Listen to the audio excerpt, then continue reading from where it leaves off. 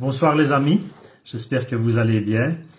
Nous voici donc à nouveau réunis pour notre rendez-vous quotidien. Donc la lecture du livre Une vie, une passion, une destinée de Rick Warren. Ça leur fait déjà 23 jours que nous sommes ensemble, 23 chapitres que nous avons déjà lus ensemble. Nous en sommes au 24e, nous sommes toujours dans le troisième objectif de Dieu pour notre vie. Vous avez été créés pour devenir comme Christ. Et donc nous allons maintenant passer au chapitre 24 qui s'intitule « Transformé par la vérité ». Nous avons vu hier comment croître, comment nous croissons, comment croître en Jésus. Aujourd'hui, donc comment être transformé par la vérité. Voilà, je débute la lecture. L'homme n'a pas seulement besoin de pain pour vivre, mais aussi de toute parole que Dieu prononce. Matthieu chapitre 4 verset 4. Dieu a le pouvoir de vous faire progresser dans la foi et de vous accorder les biens qu'il réserve à ceux qui lui appartiennent. Actes chapitre 20 verset 32. La vérité nous transforme. La croissance spirituelle est le processus qui consiste à remplacer les mensonges par la vérité. Jésus a prié « Sanctifie-les par ta vérité. Ta parole est la vérité. » La sanctification nécessite une révélation. L'Esprit de Dieu se sert de la parole de Dieu pour nous amener à ressembler au Fils de Dieu. Pour devenir comme Jésus, nous devons remplir notre vie de sa parole. La Bible nous explique « Toute écriture est inspirée de Dieu et utile pour enseigner, réfuter, redresser et apprendre à mener une vie conforme à la volonté de Dieu. Ainsi, l'homme de Dieu se trouve parfaitement préparé et équipé pour accomplir toute œuvre bonne. » La parole de Dieu ne ressemble à aucune autre parole. Elle est vivante. Jésus a dit « Les paroles que je vous ai dites sont esprit et vie. » Quand Dieu parle, les choses changent. Autour de vous, la création tout entière existe parce que Dieu l'a dit. Par sa parole, tout s'est mis à exister. Sans la parole de Dieu, nous ne serions pas en vie. Jacques explique, il nous a engendrés par la parole de vérité pour que nous soyons comme les premiers fruits de sa nouvelle création. La Bible est bien plus qu'un manuel doctrinal. Elle génère la vie, elle crée la foi, produit des changements, fait trembler le diable, provoque des miracles, guérit des blessures, forge les caractères, transforme les circonstances, transmet la joie, permet de triompher de l'adversité, vainc la tentation, nous rend espoir, déclenche la puissance divine, purifie nos pensées, amène à l'existence des choses qui ne sont pas et garantit notre avenir éternel. Non, nous ne pouvons pas vivre sans elle. Ne pensez jamais tout savoir. Vous devriez la considérer comme aussi essentielle à votre survie que la nourriture. Job a dit « J'ai chéri ces paroles plus que mon pain quotidien ». Traduction littérale. La parole de Dieu est la nourriture spirituelle que vous devez avoir pour accomplir vos desseins. La Bible est nommée notre lait, notre pain, notre nourriture solide et notre miel. Ce repas de 4 plats est le menu du Saint-Esprit pour assurer notre croissance et notre force spirituelle. Pierre nous conseille « Désirez le lait spirituel et pur, afin que par lui vous croissiez pour le salut. » Demeurez dans la parole de Dieu. Il y a plus de Bibles aujourd'hui que jamais auparavant, mais une Bible posée sur une étagère est sans valeur. Des millions de croyants sont frappés d'anorexie spirituelle et ils meurent de faim par malnutrition biblique. Pour être un disciple de Jésus digne de ce nom, votre première priorité doit consister à vous nourrir de la parole de Dieu. Jésus parlait d'y demeurer. Il disait, « Si vous demeurez dans ma parole, vous êtes vraiment mes disciples. » Dans notre vie, de chaque jour, demeurer dans sa parole comprend 3 démarches. 1. Je dois accepter son autorité. La Bible doit devenir le livre qui fait autorité dans ma vie, la boussole sur laquelle je compte pour me diriger, le conseiller auquel je me fie pour prendre de sages décisions, et le repère à partir duquel j'évalue toute chose. Elle doit toujours avoir leur dernier mot dans ma vie. Beaucoup de nos problèmes proviennent du fait que nous basons nos choix sur des critères peu dignes de confiance. La culture, tout le monde le fait. La tradition, nous avons toujours agi de cette façon. La raison, ça semble logique. Ou les émotions, ça paraît juste. Ces 4 critères ont tous été faussés par la chute. Ce dont nous avons besoin, c'est d'un guide parfait, qui ne nous induira jamais en erreur. Seule la parole de Dieu correspond à ce critère. Salomon nous rappelle « Toute parole de Dieu est affinée ». Et Paul explique « Toute écriture est inspirée de Dieu et utile pour enseigner, pour convaincre, pour corriger et pour instruire dans la justice. » Au cours de ses premières années de ministère, Billy Graham a pendant un certain temps remis en question l'exactitude et l'autorité de la Bible. Une nuit, à la clarté de la lune, il s'est mis à genoux et a dit à Dieu en pleurant qu'à partir de cet instant, en dépit des passages qu'il ne comprenait pas, il considérerait la Bible comme la seule autorité de sa vie et de son ministère. Dès ce jour-là, sa vie a connu un pouvoir et une efficacité sans précédent. La décision la plus importante que vous puissiez prendre aujourd'hui consiste à déterminer quelle sera l'autorité suprême de votre vie. Décidez que quelle que soit la culture ambiante, la tradition, la raison ou vos émotions, vous considérerez la Bible comme votre autorité suprême. Prenez la résolution, une fois pour toutes, de vous demander avant tout « Qu'en dit la Bible ?» avant de prendre une décision. Soyez résolus, lorsque Dieu vous dira de faire quelque chose, à vous fier à sa parole et à lui obéir, que vous trouviez cela sensé ou non, que vous ayez envie d'obéir ou non. Faites vôtre la devise de Paul, « Je crois tout ce qui est écrit dans la loi et les prophètes. » 2. Je dois assimiler cette vérité. Croire simplement à la Bible ne suffit pas. Je dois en remplir mon esprit pour que le Saint-Esprit puisse me transformer par la vérité. Il y a 5 moyens d'y parvenir. Vous devez la recevoir, la lire, la sonder, la mémoriser et la méditer. Premièrement, vous recevez la parole de Dieu lorsque vous l'écoutez et l'acceptez avec une attitude ouverte et réceptive. La parabole du semeur illustre la façon dont notre réceptivité détermine si oui ou non la parole de Dieu va s'enraciner dans notre vie et porter du fruit. Jésus a distingué 3 attitudes non réceptives. Un esprit fermé, le sol dur, un esprit superficiel, le sol peu profond, et un esprit distrait, le sol avec des mauvaises herbes. Après cela, il a conclu « Prenez donc garde à la manière dont vous écoutez. » Chaque fois que vous avez l'impression qu'un prédicateur ou un enseignant biblique ne vous apprend rien, analysez votre attitude, et particulièrement votre orgueil, car lorsque nous sommes humbles et réceptifs, le Seigneur peut nous parler, même par le plus ennuyeux des prédicateurs.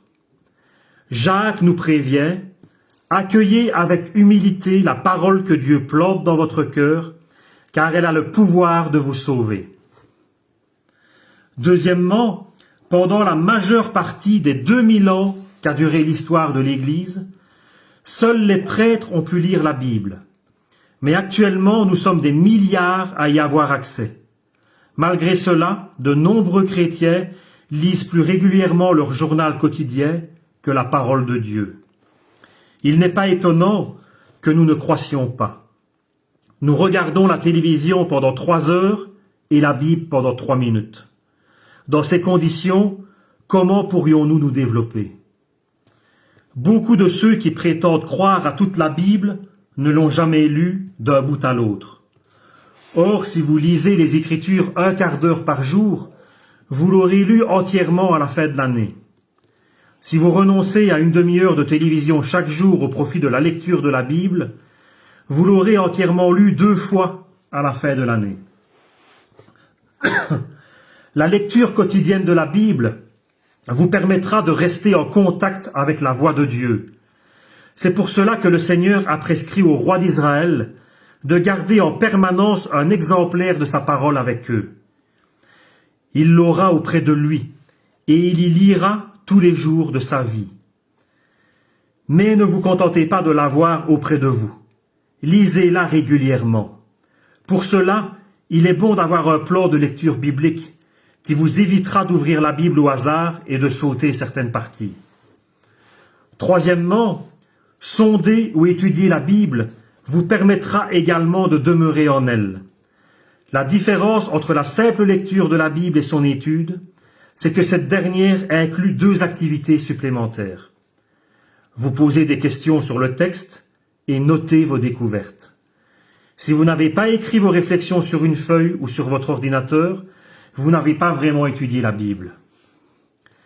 Je n'ai pas la place de vous expliquer les diverses méthodes d'étude biblique.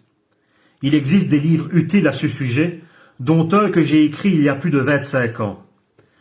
Le secret d'une bonne étude biblique consiste simplement à apprendre à se poser les bonnes questions. Il y a diverses méthodes, chacune avec différentes interrogations. Vous ferez de nombreuses découvertes en marquant une pause pour vous poser quelques questions simples du genre qui, quoi, quand, où, pourquoi, comment. La Bible dit « Celui qui aura plongé les regards dans la loi parfaite, la loi de la liberté, et qui aura persévéré, n'étant pas un auditeur oublieux, mais se mettant à l'œuvre, celui-là sera heureux dans son activité. » La 4e façon de demeurer dans la parole de Dieu, c'est de la mémoriser. Votre mémoire est un don de Dieu. Même si vous pensez ne pas en avoir beaucoup, vous avez emmagasiné des millions d'idées, de pensées et de faits dans votre cerveau. Vous vous souvenez de ce qui est important pour vous. Si la parole de Dieu vous semble essentielle, vous prendrez le temps de la retenir. Savoir par cœur des versets bibliques présente d'énormes avantages. Cela vous aidera à résister à la tentation, à prendre de sages décisions, à réduire votre stress, à gagner en assurance, à donner de bons conseils et à parler aux autres de votre foi. Votre mémoire ressemble à un muscle. Plus vous l'exercerez, plus elle se fortifiera, et plus vous retiendrez facilement des passages des Écritures. Vous pouvez commencer par sélectionner quelques versets bibliques de ce livre qui vous ont particulièrement touché. Recopiez-les sur une petite carte que vous porterez sur vous et relisez-les tout haut pendant la journée, en conduisant, en attendant ou en allant au lit. Les 3 clés de la mémorisation des Écritures sont réviser, réviser et réviser. La Bible affirme que la parole de Christ réside au milieu de vous dans toute sa richesse, qu'elle vous inspire une pleine sagesse. La 5e façon de demeurer dans la parole de Dieu consiste à réfléchir à ce qu'elle dit. C'est ce que la Bible appelle la méditation. Pour beaucoup, cela revient à mettre son cerveau au point mort et à laisser vagabonder ses pensées. Mais c'est exactement l'inverse qui est vrai. Pour méditer la Bible, on doit concentrer sa pensée. Cela nécessite de sérieux efforts. Vous sélectionnez un verset et vous y repensez maintes et maintes fois. Comme je vous l'ai dit au chapitre 11, si vous savez vous inquiéter, vous avez déjà saisi le principe de la méditation quotidienne des Écritures. S'inquiéter, c'est se concentrer sur des pensées négatives. Méditer part du même principe, mais en se concentrant sur la parole de Dieu et non sur son problème. Aucune autre habitude ne peut davantage transformer votre vie et vous rendre plus semblable à Jésus que la méditation quotidienne des Écritures. En prenant le temps de contempler la vérité de Dieu, en réfléchissant intensément à l'exemple de Christ, nous sommes transformés pour être semblables au Seigneur et nous passons d'une gloire à une gloire plus grande encore. Si vous considérez toutes les fois où Dieu parle de méditation dans la Bible, vous serez stupéfait de constater tous les bienfaits qu'il a promis d'accorder à ceux qui prennent le temps de méditer sa parole en cours de journée. L'une des raisons pour lesquelles Dieu a appelé David un homme selon son cœur, c'est qu'il aimait beaucoup réfléchir à la parole de Dieu. Il s'écriait « Combien j'aime ta loi, elle est tout le jour l'objet de ma méditation. » Réfléchir sérieusement à la vérité de Dieu est l'une des clés des exaucements de prière et le secret d'une vie victorieuse. Amen. 3. Je dois appliquer ces principes. Recevoir, lire, étudier, mémoriser et méditer la parole est inutile si nous ne la mettons pas en pratique. Nous devons l'appliquer à notre propre vie. C'est l'étape la plus difficile, parce que Satan s'y oppose de toutes ses forces. Il ne s'inquiète pas de vous voir assister à des réunions d'études bibliques, tant que vous ne mettez pas en application ce que vous avez entendu. Si nous croyons avoir intégré une vérité à notre vie simplement parce que nous l'avons entendue, lue ou étudiée, nous nous berçons d'illusions. Parfois, nous sommes si pressés de courir au prochain cours, au prochain congrès ou au prochain rassemblement biblique que nous ne prenons pas le temps d'appliquer ce que nous avons appris et que nous oublions tout jusqu'à la fois suivante. Mais sans mise en pratique, toutes nos études bibliques n'ont aucune valeur. Jésus a dit « Quiconque entend ces paroles que je dis et les met en pratique sera semblable à un homme prudent qui a bâti sa maison sur le roc. » Jésus insistait sur le fait que la bénédiction divine provient de l'obéissance à la vérité et pas de la simple connaissance. Il a dit « Maintenant vous savez cela, vous serez heureux si vous le mettez en pratique. » Si nous évitons d'appliquer la parole de Dieu à nous personnellement, c'est aussi parfois parce que cela peut s'avérer difficile, voire pénible. La vérité vous affranchira, mais d'abord elle peut vous mener la vie dure. Elle dévoile nos motivations, met le doigt sur nos fautes, nous reprend sur nos péchés et s'attend à nous voir changer. Or, la nature humaine renacle au changement. Pour ceux qui ne connaissent pas le verbe renacler, ça veut dire ils trouvent que le changement est répugnant. C'est répugné. Mettre en application la parole de Dieu n'est donc pas une mince affaire. C'est pourquoi il est si important de discuter de vos applications personnelles avec d'autres chrétiens. Jamais je n'insisterai assez sur la valeur des cellules d'études bibliques où nous pouvons discuter à cœur ouvert. Grâce aux autres, nous apprenons des vérités que nous ne découvririons jamais tout seuls. Les autres nous aident à voir ce que nous n'aurions pas aperçu sans leur aide et à appliquer la vérité de Dieu de façon concrète. Le meilleur moyen de mettre systématiquement la parole en pratique consiste toujours à écrire une résolution après avoir lu, étudié ou médité la parole de Dieu. Prenez l'habitude d'écrire exactement ce que vous projetez. Cette résolution doit être personnelle. C'est vous qui êtes en cause. Pratique, c'est une démarche à votre portée et évaluable. Fixez-vous un délai pour l'accomplir.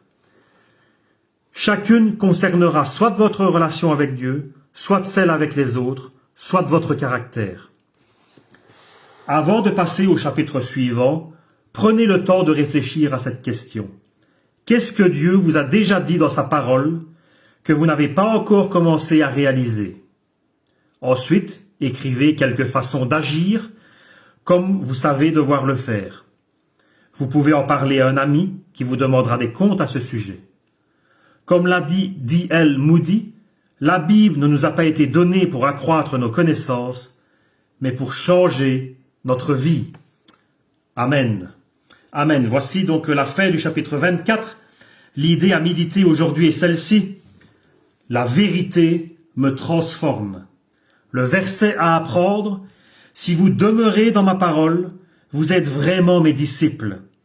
Vous connaîtrez la vérité et la vérité vous affranchira. Jean chapitre 8 versets 31 et 32. La question à me poser aujourd'hui, qu'est-ce que Dieu m'a dit dans sa parole que je n'ai pas encore mis en pratique? Amen. Voilà, transformé par la vérité. La parole de Dieu, c'est ce que Dieu nous a laissé. La Bible, c'est sa parole. C'est ce qu'il nous a laissé ici sur terre pour que nous puissions réellement le découvrir, le rencontrer personnellement. C'est cette parole qui va faire de nous des disciples. Alors, sa parole, il faut l'étudier, il faut la lire, il faut la méditer, et il faut aussi la mettre en pratique. Dimanche après dimanche, la plupart d'entre vous vont à l'église ou écoutent des messages. Et moi, j'ai remarqué quelque chose, même dans ma vie personnelle, c'est que dimanche après dimanche, on écoute la parole de Dieu, on écoute des messages. On va le dire que le dimanche, ça nous a fait du bien, c'est cool, tout va bien, on rentre à la maison, la semaine se passe, arrive le dimanche suivant, et on a déjà oublié ce qui a été dit le dimanche précédent. Je pense que c'est important de méditer la parole, de ne pas l'oublier facilement. Non, nous devons l'étudier, la méditer, la mettre en pratique tous les jours. On reçoit un message, voilà, vous avez écouté ce chapitre, ne l'oubliez pas, notez des choses qui vous ont touché, notez des choses que vous avez à cœur et méditez, priez dessus et mettez en pratique ce que vous avez entendu. J'ai l'impression parfois que dans notre vie, on laisse le travail, la famille, les loisirs, etc. Avoir la priorité. Nos journées sont bien chargées, sont bien complètes. On va travailler, on mange, on passe un peu de temps avec la famille, on a des loisirs. Et au final, Dieu n'intervient dans notre journée que par à-coup, que par instant. Alors que ça devrait être le contraire. Dieu devrait intervenir tout le temps, constamment. On devrait avoir cette pensée de Dieu avec nous constamment. Et vous verrez que si Dieu est dans votre vie constamment, que Dieu est à vos côtés constamment, que vous pensez à Dieu continuellement, que votre travail, votre famille, vos loisirs, etc. se dérouleront beaucoup mieux. Amen. Amen. Je crois que vraiment, on a besoin de lire, d'étudier, de méditer la parole de Dieu et de la mettre en pratique. Ne laissons pas une parole, comme la semence, tomber en nous et n'avoir aucun effet. La parole de Dieu doit toujours avoir un effet dans notre vie. Que l'on soit chrétien depuis 10 ans, depuis 30 ans, depuis 50 ans, la parole de Dieu doit toujours avoir un effet sur notre vie. Elle doit toujours nous remettre en question. Que ce soit qu'on soit nouveau converti ou qu'on soit dans la foi depuis 50 ans. La parole de Dieu nous remet en question. La parole de Dieu change notre vie. Que l'on ait 10 ans, 20 ans, 50 ans ou 85 ans, la parole de Dieu change notre vie. Alors remettons la parole de Dieu à sa place, c'est-à-dire au sein de notre vie quotidienne, tout au long de notre journée, au fond de notre cœur. Cette parole de Dieu vous fera devenir un vrai disciple de Jésus et quelqu'un qui aura la puissance d'impacter sa génération. Que Dieu vous bénisse. On se voit demain à 20h pour le chapitre 25, chapitre difficile, transformé par l'adversité. Voilà, je vous dis à demain, bonne soirée, que Dieu vous bénisse. Bonne nuit à tous. Amen.